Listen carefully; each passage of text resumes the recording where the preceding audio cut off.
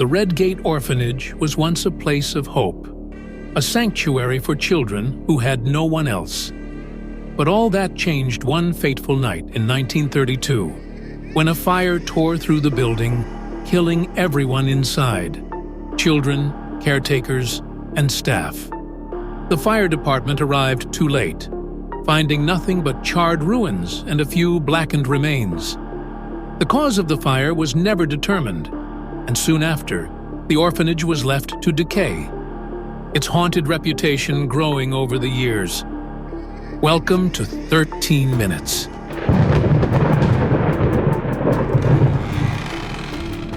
Locals say that on cold, windy nights, especially around Halloween, you can still hear the cries of the children who perished in the fire. Some claim to see faint, ghostly figures in the windows, even though the building has been abandoned for decades.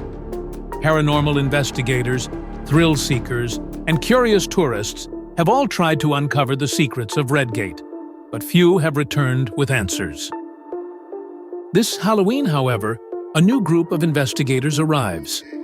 Mark, a seasoned paranormal investigator and skeptic, leads the team. His partner Rachel is a medium, sensitive to spirits and energies that most people can't perceive.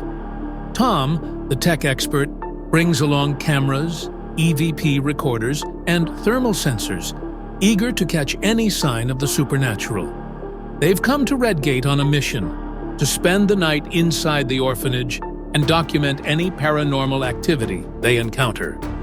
They arrive at dusk, the sun casting long shadows over the crumbling building. The orphanage looms ahead, its windows shattered, the roof partially collapsed. The air is thick with the scent of mildew and decay. Mark, ever the skeptic, leads the way, determined to prove that the stories about Redgate are nothing more than local folklore. As they step inside, the floorboards creak beneath their weight, and the air grows colder. Rachel immediately feels a presence, something heavy and oppressive. She shivers, her breath visible in the frigid air. "They're still here," she whispers, glancing around the darkened hallways. "The children! They're waiting!" Mark rolls his eyes. "Let's get the equipment set up. We'll see if we can pick up any EVP or temperature changes." Tom sets up his gear, placing cameras in strategic locations throughout the orphanage. They focus on the basement, where most of the activity is said to occur. The fire is believed to have started there, though no one knows how. As the night progresses, strange things begin to happen. First, there's the sound of footsteps, small, light, as if a child is running through the halls. Then, faint cries echo from the basement, growing louder and more desperate. Rachel's heart pounds in her chest. She can feel the children's fear, their confusion. They don't know they're dead. Mark and Tom capture the sounds on their equipment, but it's what happens next that sends a chill down their spines. As they descend into the basement, their flashlights flicker and die, plunging them into darkness. The temperature drops sharply and the air feels thick, almost suffocating. In the corner of the basement, they find a hidden door, a small iron door that looks out of place in the old building. It's rusted shut, but with some effort, they manage to pry it open. Inside is a room untouched by the fire, preserved as it was the night of the disaster. Toys litter the floor, old-fashioned dolls and stuffed animals. Children's drawings cover the walls, depicting strange, shadowy figures. Rachel's breath catches in her throat. The drawings are of the children's last moments. The fire, the panic. But something is off. In each drawing, there's a figure, tall and dark, with glowing red eyes, standing in the flames. It's not human.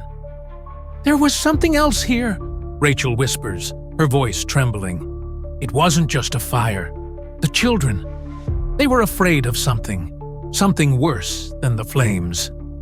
As she speaks, the room grows colder, and they hear it, a low, guttural growl from the darkness. The sound isn't human, and it's getting closer. Rachel backs away, her heart racing. She can feel the presence of the children, their fear, their desperation. They're trapped, unable to move on because of the malevolent force that claimed them. Suddenly, the door slams shut behind them, trapping them inside the room. Mark and Tom frantically try to force it open, but it won't budge. The growling grows louder, echoing through the basement. And then, the temperature plummets. The thermal camera picks up something, an icy figure moving toward them. It's not one of the children. It's something else, something older, darker. The children's spirits begin to manifest, their ghostly figures flickering in and out of view. They're trying to warn them, trying to protect them from whatever lurks in the basement. But it's too late.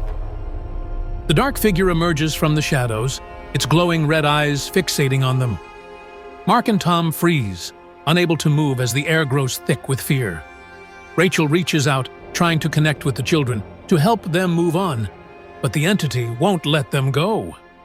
With a final desperate scream, the spirits of the children fade, leaving the investigators alone with the dark presence. As the figure moves closer, the last thing they hear is the sound of children crying, their voices fading into the darkness.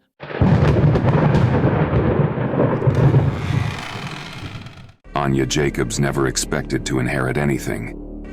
So when the news came that her great-aunt Eleanor had left her a secluded cottage in the heart of Ravenswood Forest, she was both surprised and intrigued.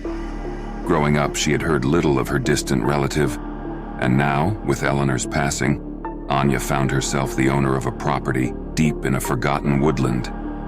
It seemed like the perfect place to escape her stressful city life and find some solitude. Driving through the winding, overgrown roads leading to the cottage, Anya couldn't shake the feeling of isolation. The towering trees seemed to block out the sun, casting long, eerie shadows that made the journey unsettling. Eventually, the cottage appeared, a quaint, ivy-covered house surrounded by untamed nature. It was charming, yet there was something oddly melancholic about the place. As she stood at the threshold, keys in hand, a chill breeze swept past her, carrying with it the faint scent of damp earth and something else she couldn't quite place. The moment she stepped inside, a sense of unease washed over her. The air was heavy, and despite the sunlight filtering through the windows, the house felt strangely dim. The floors creaked under her feet, and dust particles danced in the light. Yet the cottage had a peculiar allure, and Anya was eager to settle in. Little did she know, her life was about to take a terrifying turn. As the days passed, Anya explored the cottage, familiarizing herself with its old-fashioned layout and unique charm. In the evenings, she would sit by the fire, listening to the distant howling of wolves in the forest, their calls echoing through the trees. It was on one such evening, while rummaging through a dusty attic, that she discovered something unusual. Behind an old wardrobe, she noticed a small door, barely visible in the dim light. Pushing the wardrobe aside, she hesitated for a moment before opening it. Inside was a hidden chamber, a narrow room lined with cobwebs and ancient-looking wooden shelves. At the center of the room sat a small chest, intricately carved with symbols Anya didn't recognize. Her curiosity piqued. She opened it. Inside, nestled on a bed of dark velvet, was a large, blood-red stone, the Moonstone. Its surface gleamed in the dim light, and as Anya held it in her hands, she felt a strange warmth emanating from it. There was something mesmerizing about the stone, something that made her reluctant to put it down. But after a moment, she placed it back in the chest, thinking it was just another forgotten trinket from the cottage's long history. That night, however, her sleep was anything but peaceful. She dreamed of a crimson moon hanging low in the sky, casting an eerie glow over the forest. In her dream, shadows crept through the trees, whispering her name. She awoke in a cold sweat, her heart pounding. Shaking off the nightmare, she chalked it up to the unsettling atmosphere of the cottage. But the nightmare was only the beginning. In the days that followed, strange things began to happen. It started small, lights flickering, doors creaking open on their own, and cold drafts sweeping through the house despite the warm summer air. At first, Anya brushed it off as the quirks of an old house. But then the sound started. Unexplained noises in the night, footsteps echoing through the halls when no one else was there. Her phone calls to family and friends were interrupted by strange static, and on one occasion, she thought she heard a faint, distorted voice whispering through the connection. When her friend Lisa came to visit, she slipped on the front steps and broke her wrist. It seemed like a freak accident, but when Anya's brother Marcus had a car accident the very next day, she started to feel as though something was wrong. Anya's unease grew, and she confided in her friend Emma, who suggested she speak with someone who knew more about the area. That's when she met Edgar Halloway, a local historian who had spent years studying the dark folklore of Ravenswood Forest. Edgar was an eccentric old man, his small office cluttered with books and maps of the region. When Anya mentioned the Moonstone, his demeanor shifted from curiosity to alarm. "You have to get rid of it," he said immediately. "That stone is cursed."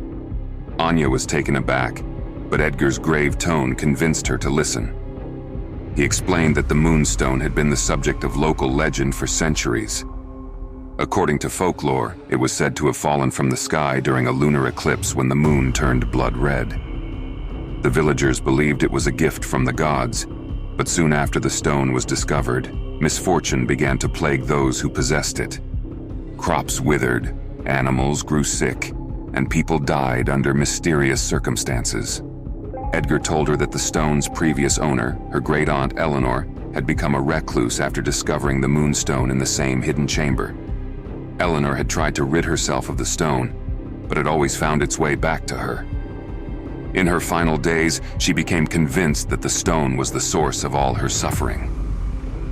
Anya was skeptical, but Edgar's words planted a seed of doubt. Could the Moonstone really be cursed? The strange occurrences around the cottage seemed to suggest that something was amiss, but Anya wasn't ready to accept the idea of a curse. At least, not yet. Anya's skepticism quickly dissolved as the activity in the cottage grew more sinister. The noises in the night became louder, now accompanied by faint whispers that seemed to come from the walls. Objects began to move on their own, and Anya often woke to find the Moonstone in places she hadn't left it. Her nightmares worsened, always featuring the crimson moon and the shadowy figures that watched her from the forest's edge. One night, she awoke to find the Moonstone glowing faintly on her nightstand, even though she had left it locked in the chest. In a panic, she tried to call Edgar, but her phone was dead. The next morning, she discovered a diary hidden beneath the floorboards of her bedroom. It belonged to Eleanor. The entries were fragmented, written in a shaky hand, but they painted a disturbing picture. Eleanor had been tormented by the same strange occurrences, noises, visions, and accidents. She described the Moonstone as a beacon, drawing something dark and malevolent toward her. Eleanor's final entry was a warning. The Moonstone cannot be destroyed. It must be returned to where it came from, or its curse will never end. Desperate, Anya tried to research ways to destroy the stone, but every attempt to break it failed. It seemed indestructible, as though it was protected by some unseen force. Her last hope was to follow Eleanor's advice, to return the stone to its origin, deep within the forest where it had first been found. One stormy night, Anya gathered the Moonstone and prepared to trek into the forest. Armed with only a flashlight and Eleanor's diary, she ventured into the woods, the wind howling around her. The deeper she went, the more oppressive the atmosphere became. It was as if the forest itself was alive, watching her every move. Suddenly, the temperature dropped, and the whispers returned, louder and more insistent.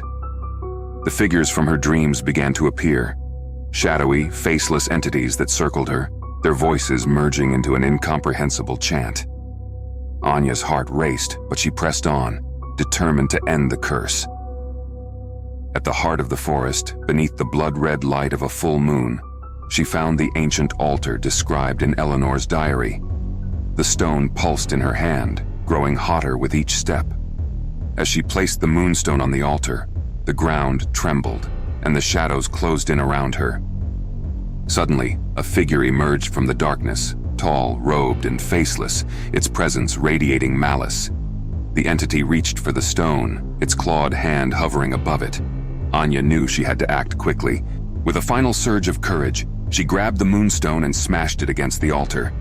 The stone shattered, releasing a blinding light that illuminated the forest. The entity let out a blood-curdling scream and dissolved into the shadows, leaving Anya standing alone in the silence. Exhausted and shaken, Anya returned to the cottage. The strange occurrences stopped, and the oppressive feeling that had hung over the house was lifted. She never spoke of the moonstone again, but she knew that something ancient and malevolent had been banished that night. Though the curse had been broken, Anya could never fully shake the feeling that the forest was watching her, waiting for another to claim the crimson moon.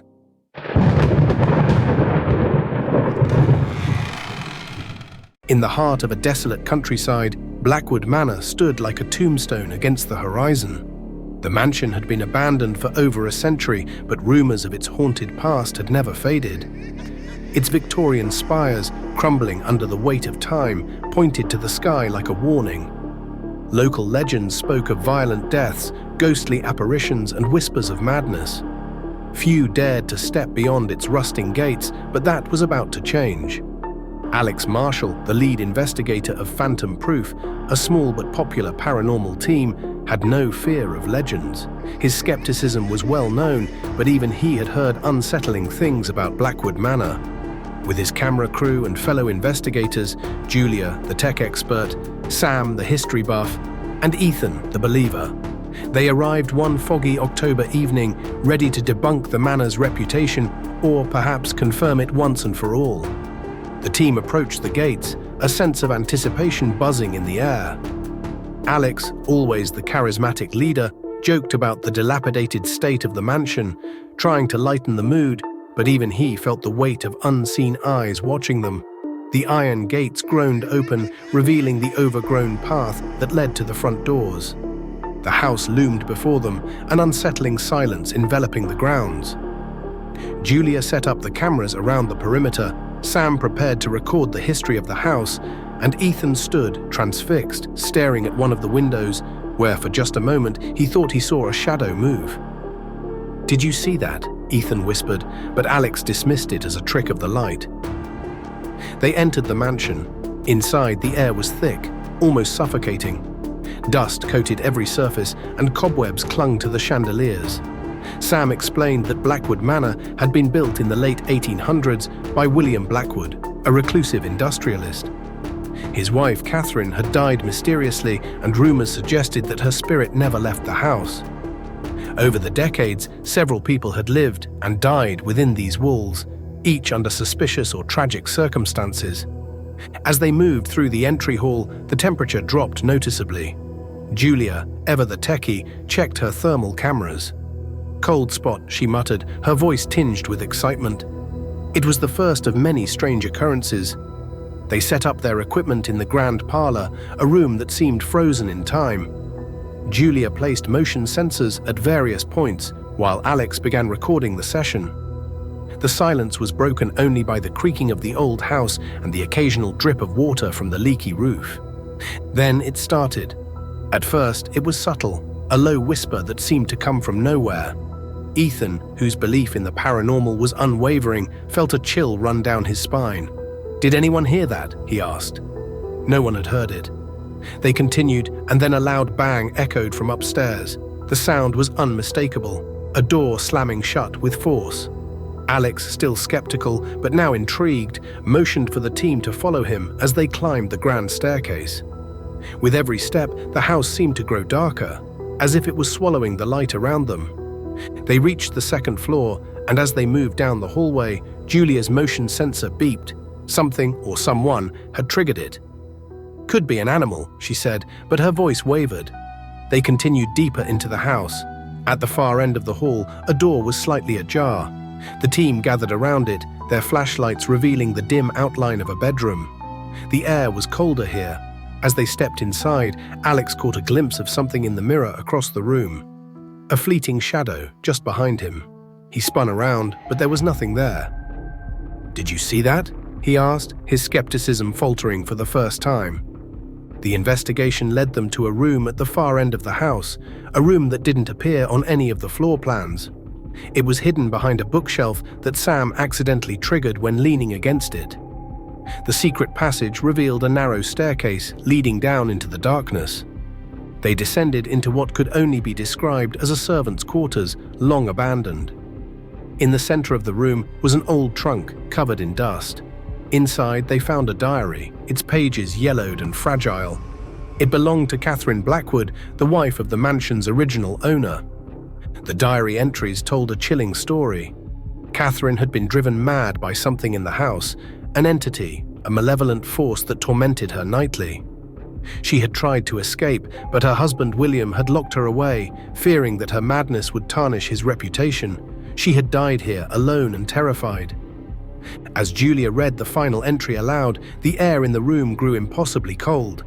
Ethan's breath came in ragged gasps as he clutched his chest, overwhelmed by an invisible force. "Something's here," he choked out, his eyes wide with terror. The lights flickered, and then in the dim glow of their flashlights, they saw it. A figure standing in the doorway. It was tall and gaunt, its face twisted in anguish. The team froze as the figure began to move toward them, its movement slow, deliberate, and horrifying. Julia screamed as her equipment was ripped from her hands by an unseen force. Alex, trying to maintain control, shouted for the team to retreat, but the entity blocked their path. It was no longer content to merely haunt. It wanted them out, or worse, it wanted them to stay forever. The figure's eyes locked onto Alex, and in that moment, he understood. This was not just a ghost. This was the spirit of Catherine, driven mad by years of torment, now lashing out at anyone who dared to enter her domain. She had become the very thing she feared most, a vengeful entity forever trapped within the walls of Blackwood Manor. In a frantic bid for survival, the team scattered. Ethan and Julia managed to find a way back to the main floor, while Sam and Alex were cornered in the parlor. The entity grew more aggressive, throwing objects, shattering windows, and forcing them into a final confrontation. With one last surge of energy, Alex shouted at the apparition, "We're not here to hurt you, we just want to understand." For a brief moment, the figure paused, its twisted expression softening. But then, with a wail of anguish, it vanished into the darkness, leaving the team shaken and breathless. They fled the manor, their equipment in ruins, their spirits shattered. As they reached the gates, Ethan looked back at the house, still towering in the moonlight. "What the hell was that?" he whispered. Alex didn't answer. He couldn't. For the first time in his career, he wasn't sure what he had encountered. The footage they captured that night would go on to haunt him for the rest of his life. Blackwood Manor remained as it always had, a relic of a darker time, its secrets buried deep within its walls. The paranormal team never returned, and though they tried to put their experience behind them, each member knew that something had followed them out of that house, something that would never let them go. They had gone to Blackwood Manor, seeking proof of the paranormal, but what they found was far worse than they could have ever imagined. The manor was not just haunted by the dead, it was alive, and it was waiting for its next victim.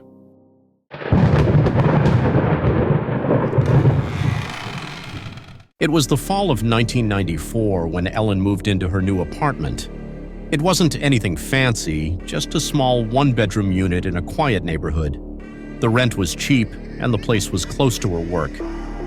Ellen had always been independent, and living alone didn't bother her until the phone calls started. At first, it was nothing out of the ordinary. A wrong number here, a telemarketer there. But one night, around midnight, the phone rang. Groggy, Ellen picked up the receiver and answered with a tired, "Hello?" Silence. She repeated herself, thinking maybe the caller hadn't heard her.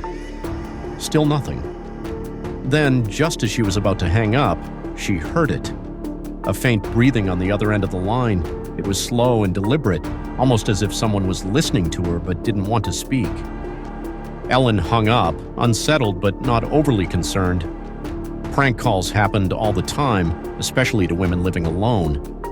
She dismissed it and went back to bed. The next night, the phone rang again, at midnight, just like before. Ellen hesitated, her hand hovering over the receiver. She answered, and once again, there was silence. She could feel the hairs on the back of her neck stand up. This time she stayed on the line longer, listening intently. The breathing returned, but this time it was closer, more distinct. She slammed the phone down, her heart pounding in her chest. For the next few nights, the calls continued, always at midnight, always the same heavy breathing on the other end.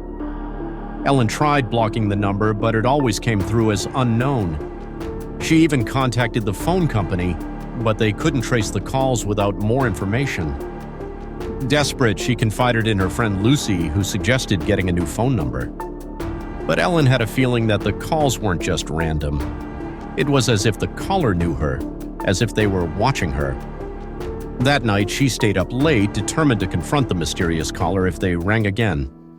Midnight came, and right on cue, the phone rang.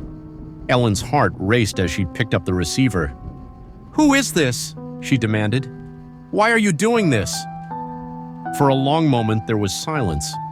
Then finally a voice spoke, hoarse and whispery, barely above a breath. "I'm watching you!" Ellen's blood turned to ice. She dropped the phone and backed away, her hands trembling. She checked all the locks on her doors and windows, her mind racing. Who was this person? How did they know where she lived? The calls became more frequent after that. Every night, without fail, the phone would ring at midnight, and the voice on the other end would whisper terrible things. They described what she was wearing, what she had been doing, where she had gone that day. The more Ellen tried to ignore it, the more detailed the calls became, as if the caller was following her every move. She stopped sleeping, her nerves frayed to the breaking point. She was always looking over her shoulder, feeling as if someone was lurking in the shadows, just out of sight. She tried going to the police, but without any concrete evidence, they couldn't do much. One evening, Lucy offered to stay the night. Ellen agreed, grateful for the company. Midnight came, and just like clockwork, the phone rang. Ellen stared at it, paralyzed with fear. "I'll answer it," Lucy said, picking up the receiver. "Hello?" For the first time in weeks, the line was silent. No breathing, no voice, nothing. "Hello?" Lucy repeated, but there was still no response. She hung up and shrugged. Maybe they gave up. Ellen wanted to believe that, but deep down she knew better. Sure enough, the calls resumed the next night, this time with an even more sinister message. "I'm coming inside." The words echoed in her mind, and Ellen felt a cold sweat break out across her skin. She ran to the front door, checking the locks again, making sure everything was secure, but the feeling of dread was unbearable. She couldn't shake the sensation that she wasn't alone. That night she barely slept, jumping at every sound, every creak of the floorboards. As dawn broke, she decided she couldn't take it anymore. She packed a bag, planning to stay at a hotel for a few nights while she figured out what to do next.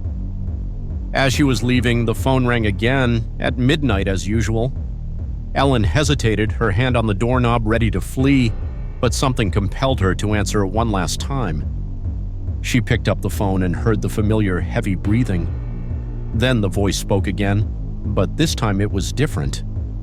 It was no longer a whisper. It was closer, more distinct. "I'm already inside." Ellen dropped the phone, her heart pounding in her ears.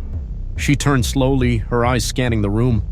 The house was silent, but the feeling of being watched was overwhelming. Her breath hitched in her throat as she noticed something out of place. Her bedroom window was open, the curtain gently swaying in the breeze. She hadn't opened that window. Panicking, she ran toward the door, but before she could reach it, she felt a cold hand on her shoulder. She froze, too terrified to move, her breath caught in her throat. Slowly, she turned around, her eyes wide with fear. No one was there. But the phone kept ringing.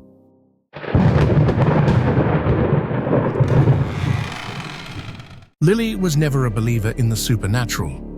Ghosts, curses, and haunted objects were just stories to her, nothing more than fiction. So when she stumbled upon an old ornate mirror at a local antique shop, she didn't think twice about buying it. The mirror was beautiful, with intricate carvings along the frame and a glass surface that seemed almost too pristine for its age. It was the perfect piece to complete her newly decorated living room. The shopkeeper had warned her, though. "This mirror has a history," he said, his voice low and serious. "It once belonged to a woman named Eleanor Whitmore, a recluse who lived in this town over a century ago. They say she died in front of this very mirror, and ever since, strange things have happened to anyone who owns it." Lily had chuckled at the time, thinking the man was trying to add some drama to sell his wares. She bought the mirror anyway, dismissing his warning as nonsense. That night, Lily hung the mirror on the wall above her fireplace. She admired it for a moment, pleased with how it looked. But as she stood there, her reflection staring back at her, she noticed something strange. For just a split second, it seemed like her reflection moved on its own, out of sync with her movements. She blinked and shook her head, telling herself it was just her imagination. Over the next few days, odd things began to happen. Objects would go missing, only to turn up in strange places. Her keys, her phone, even her jewelry, all would disappear from where she had left them and reappear somewhere else entirely. At first, she chalked it up to forgetfulness, but the incidents became more frequent and more unsettling. One evening, as she was brushing her hair in front of the mirror, she saw something that made her heart skip a beat. In the reflection, behind her, was a figure, a woman, dressed in old-fashioned clothing, her face pale and expressionless. Lily spun around, but no one was there. The room was empty. Her hands trembled as she turned back to the mirror, but the figure was gone. Lily tried to tell herself it was a trick of the light, a figment of her imagination. But deep down, she knew something was wrong. The mirror had brought something with it, something that wasn't meant to be in her home. That night, Lily was awoken by a soft whisper. At first, she thought it was the wind, but as the whispers grew louder, she realized they were coming from the mirror. She sat up in bed, her heart pounding, and stared across the room. The mirror was reflecting her empty bedroom, but there was something off about the reflection. The room in the mirror wasn't exactly the same. The shadows were darker, the air colder. Then she saw her reflection. It was standing in the mirror, staring back at her, but it wasn't moving. Lily's breath caught in her throat as she watched her own reflection remain perfectly still, even as she shifted nervously in bed. Her reflection's eyes were wrong, dull, lifeless, and cold. And then slowly, it smiled. Lily screamed and threw the covers over her head, too terrified to look again. The whispers grew louder, filling the room, until they were a cacophony of voices all speaking at once. They called her name, beckoning her to look, to come closer to the mirror. "Lily, come closer, come closer." She squeezed her eyes shut, her heart hammering in her chest. She didn't know how long she stayed like that, trembling beneath the covers, but when she finally worked up the courage to peek out, the room was quiet. The mirror was still, the reflection normal once again. But Lily knew something had changed. She could feel it. The mirror wasn't just a reflection anymore. It was a window, an open door. In the days that followed, the disturbances grew worse. Lily couldn't escape the feeling of being watched. Every time she passed by the mirror, her reflection would seem to linger just a fraction longer than it should, her eyes staring back at her with a strange intensity. At night, she would hear the whispers again, soft, persistent, calling her name from the depths of the glass. She tried to avoid the mirror as much as possible, but the strange occurrences continued. Her apartment felt colder, darker, as if the air had thickened with a presence she couldn't explain. Lights would flicker, and she often felt a cold breath on the back of her neck when no one was there. The woman she had seen in the mirror appeared more frequently, her ghostly figure standing just behind Lily's reflection, watching her with empty, hollow eyes. One night, after an especially unsettling day, filled with unexplained noises and objects moving on their own, Lily decided she had had enough. She was going to get rid of the mirror once and for all. She couldn't take the growing terror any longer. The whispers, the strange reflections, the sense that something was waiting for her on the other side. Determined, she grabbed the mirror off the wall, intending to take it outside and smash it. But as soon as her hands touched the frame, she felt an icy coldness seep into her skin. The mirror seemed heavier than it should have been, as if something was anchoring it in place. Her reflection in the glass twisted, warping into a grotesque version of herself, her eyes wide and bloodshot, her mouth stretched into a menacing grin. Lily gasped and stumbled back, dropping the mirror. It didn't shatter, though. Instead, it stood upright, as if held in place by invisible hands. The reflection of her distorted self leered at her, and for a moment, Lily could have sworn she saw something crawling behind the glass, long skeletal fingers pressing against the inside of the mirror, trying to break free. Panicking, she grabbed a nearby chair and swung it at the mirror, determined to shatter the cursed object. But the chair bounced off, as if the glass were made of something much stronger. The whispers began again, louder now, insistent, filling her ears with a chorus of voices telling her to look into the mirror. "Come closer." "No!" Lily screamed, backing away toward the door. But the mirror's pull was undeniable. As she reached for the doorknob, she felt an invisible force drag her back toward the mirror. She fought against it, but her body wasn't her own anymore. She was being pulled toward the glass, her reflection growing darker and more sinister with each step she took.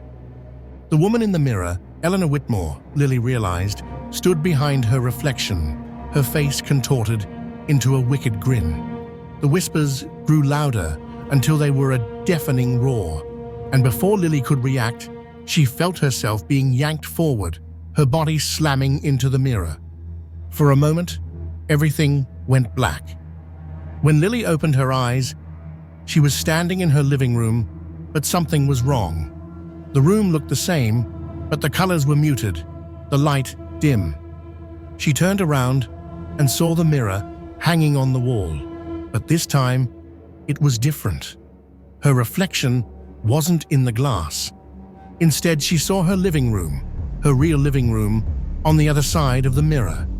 And standing in it was her reflection, grinning back at her with that same malicious smile. Lily realized, with dawning horror, that she was trapped inside the mirror. She screamed, pounding on the glass, but no sound escaped. Her reflection stared at her, still and silent, before turning and walking away. The last thing Lily saw before the reflection disappeared completely was the woman, Eleanor Whitmore, standing beside her reflection, her eyes glinting with satisfaction. From that day forward, the mirror sat in Lily's apartment, undisturbed. But those who visited would occasionally catch something strange out of the corner of their eye, a shadow moving in the glass, or a faint whisper echoing through the room. And if they looked closely enough, they might even see the outline of a woman pounding on the other side of the mirror, desperately trying to get out.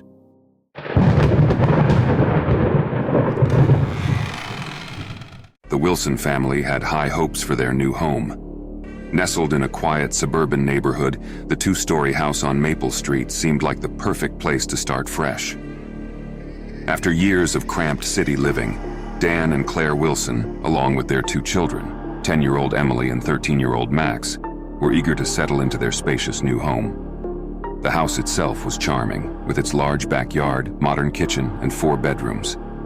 It had been on the market for months, and the price had been unusually low, but neither Dan nor Claire gave much thought to the reason why. The house was beautiful, the neighborhood friendly, and they were ready for a new chapter.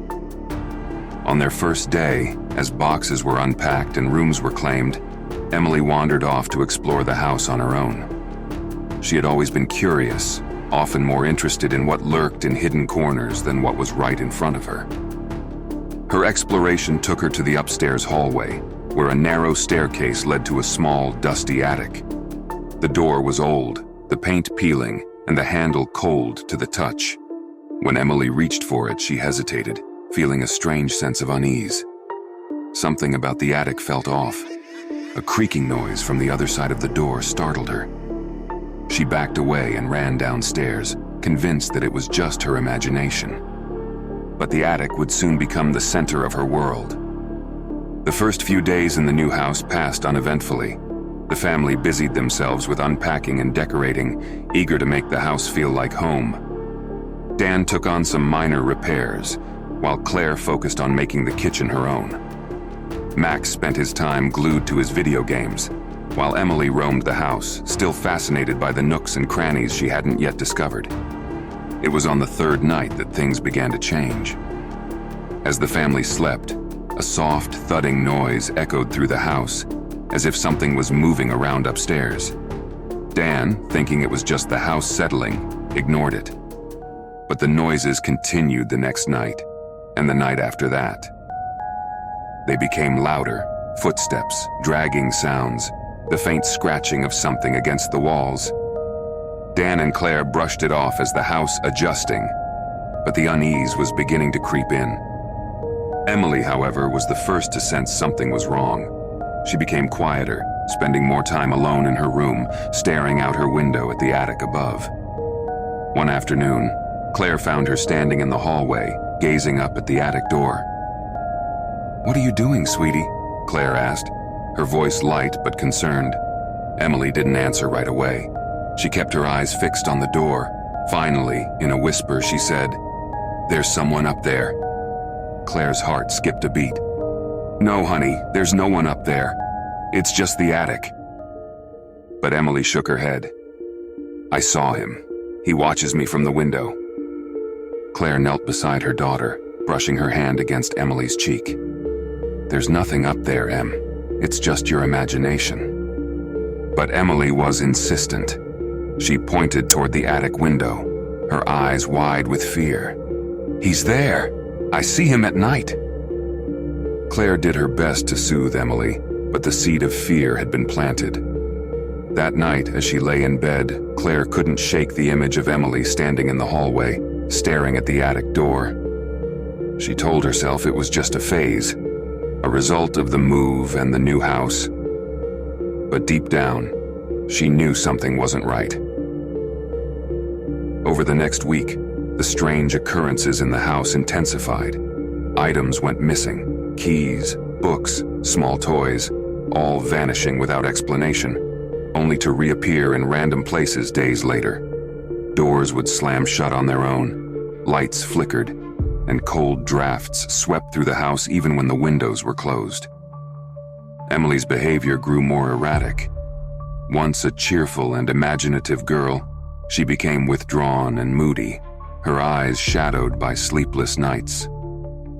Claire found her wandering the house in the early hours of the morning, her movements slow and stiff, as though she were in a trance.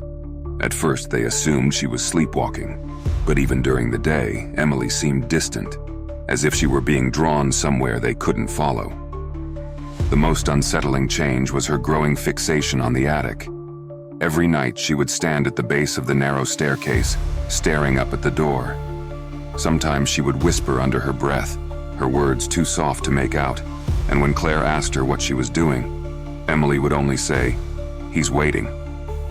It was around this time that Claire decided to call a local psychic.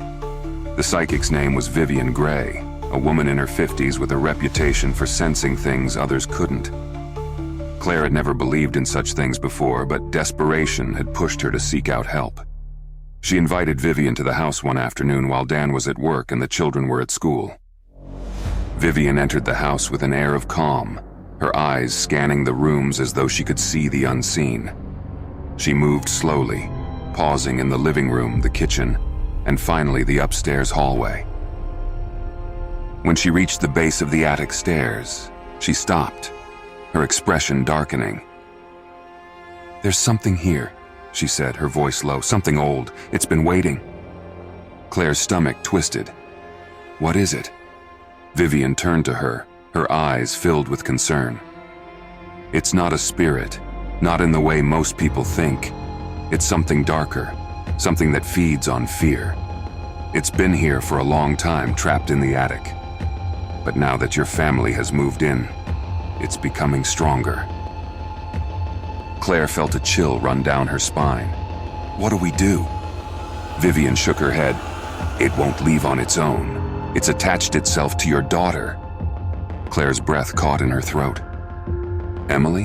Why?" "She's sensitive," Vivian explained. "Children are more open to these things. It's drawn to her energy, her fear. The more afraid she becomes, the stronger it will get." Claire's mind raced, her heart pounding. "Is there any way to stop it?" Vivian hesitated. "You'll need to confront it, but be warned, it won't go without a fight." The words echoed in Claire's mind long after Vivian had left. She didn't want to believe it, didn't want to accept that something so sinister could be lurking in their home, targeting her daughter.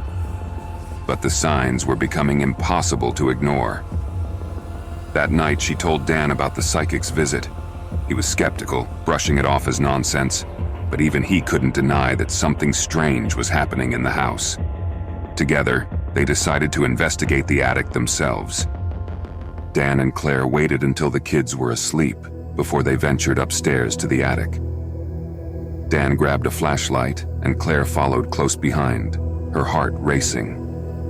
The attic door creaked as Dan opened it, revealing a narrow staircase leading into darkness. The air was thick and musty, and a faint chill crept up their spines as they ascended. The attic was small, cluttered with old boxes and forgotten belongings from previous owners. Dust hung in the air like a heavy fog, and the single window at the far end of the room let in only a sliver of moonlight. As they stepped further inside, the floorboards groaned beneath their weight. They found nothing unusual at first, just old furniture, worn books, and dusty toys. But as they reached the center of the room, the temperature plummeted. Dan's breath came out in visible puffs, and Claire's skin prickled with goosebumps. "I don't like this," Claire whispered, her voice trembling. Dan was about to respond when a loud thud echoed from behind them. They spun around, the flashlight beam darting across the room, but there was nothing there. Another thud, this time louder, followed by the unmistakable sound of footsteps. Something was moving in the shadows, just beyond the reach of the light. Dan stepped forward, shining the flashlight into the corner. And then they saw it. A dark figure, tall and shadowy, standing in the far corner of the attic. Its form was indistinct, like smoke, but its eyes glowed with an unnatural light. Claire gasped, stumbling backward. Dan froze, unable to move, his hand shaking as he held the flashlight. The figure didn't move, but its presence was suffocating, filling the room with a sense of dread that made their hearts race. "We need to leave," Claire whispered, her voice barely audible. But before they could turn, the attic door slammed shut with a deafening crash. The room plunged into darkness, the flashlight flickering and then going out completely. Claire screamed, reaching for Dan, but the figure moved closer, its form shifting and writhing like a living shadow. They fumbled in the dark, their hands clawing at the door, but it wouldn't budge. The air grew colder, and a low, guttural growl echoed through the room. The entity was close now, so close they could feel its presence pressing down on them, suffocating them with its malice. Just as the panic reached its peak, the door flew open, and they stumbled out into the hallway, gasping for air, their hearts pounding in their chests. The door slammed shut behind them with a force that shook the walls. For a moment, they stood there in stunned silence, staring at the closed attic door, unsure of what had just happened. Claire collapsed into Dan's arms, trembling uncontrollably.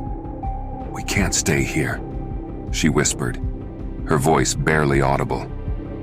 "It's not safe." Dan nodded, still shaken but trying to hold it together. "We'll figure it out. We have to protect the kids." But the haunting was far from over. The next morning, they found Emily sitting at the kitchen table, her eyes dark with exhaustion. She hadn't slept, and her face was pale. As soon as she saw them, she pointed to the attic. "He was angry last night," she said flatly. "He doesn't want you up there." Claire exchanged a nervous glance with Dan. "What did you see, honey?" she asked gently. Emily's expression was cold and distant, as though the girl they knew had slipped away. "He watches me when I'm in bed. He whispers, but I can't understand him. He said you made him mad." Max, overhearing the conversation, scoffed. "Come on, Em, it's just a creepy old attic. There's no ghost." But Emily didn't respond. Instead, she stood up and wandered out of the room, her movements robotic and unnatural. As the day went on, the entity's presence became impossible to ignore. Objects in the house were thrown across the room without warning. Lights flickered violently, and a strange, oppressive energy filled the air.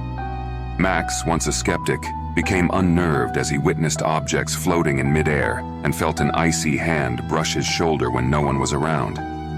The entity's malevolence grew, targeting each member of the family in increasingly terrifying ways. Claire would hear disembodied voices calling her name. Dan's tools would vanish and reappear in dangerous locations.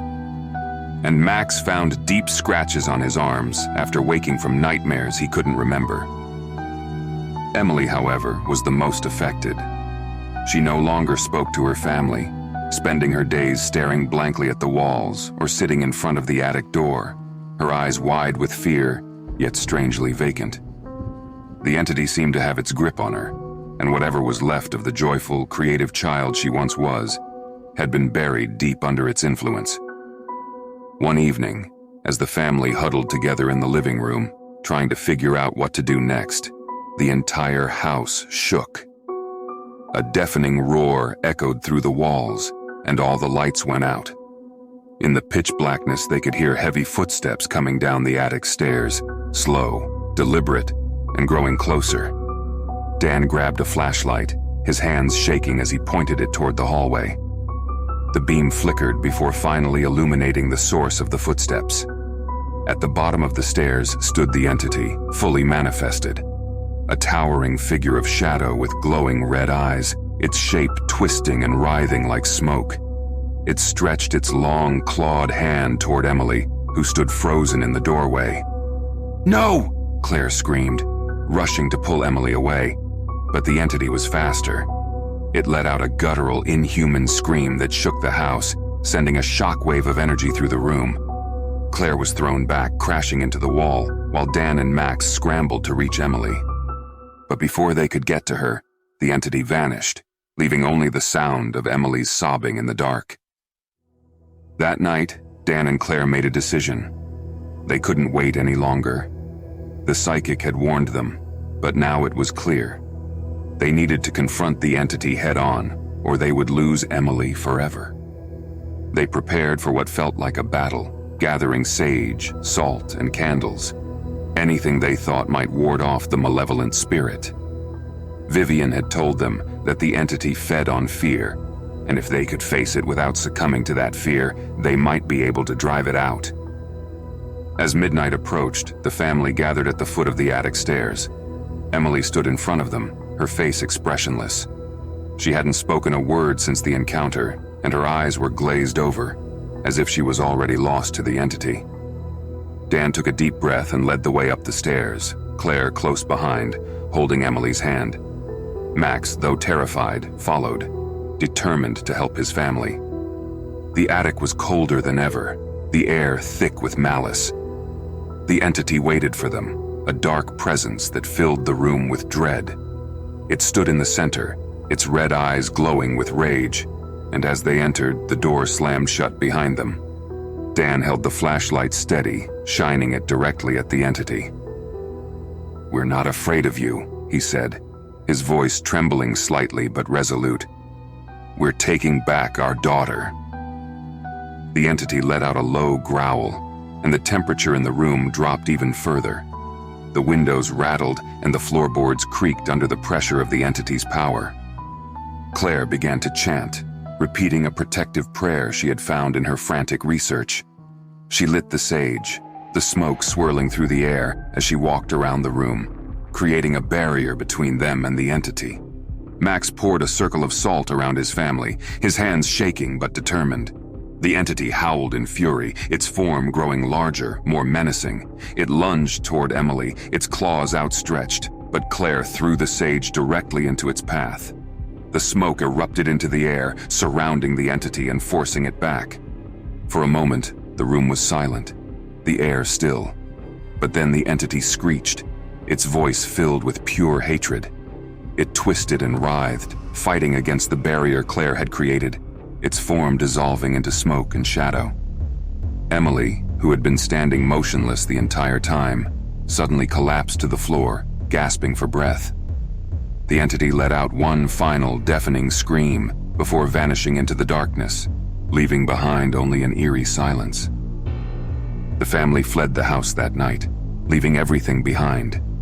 They couldn't risk staying, not after what had happened. Though the entity was gone, the memory of it still lingered in the walls, in the dark corners of the attic, and in their minds. They moved to a new town, far away from the house on Maple Street, hoping to start fresh once again. Emily slowly recovered, though the trauma of what she had experienced would stay with her for years. The shadows of the past lingered, but the Wilsons were determined to leave them behind. And as for the house, it remained vacant, its attic door sealed shut.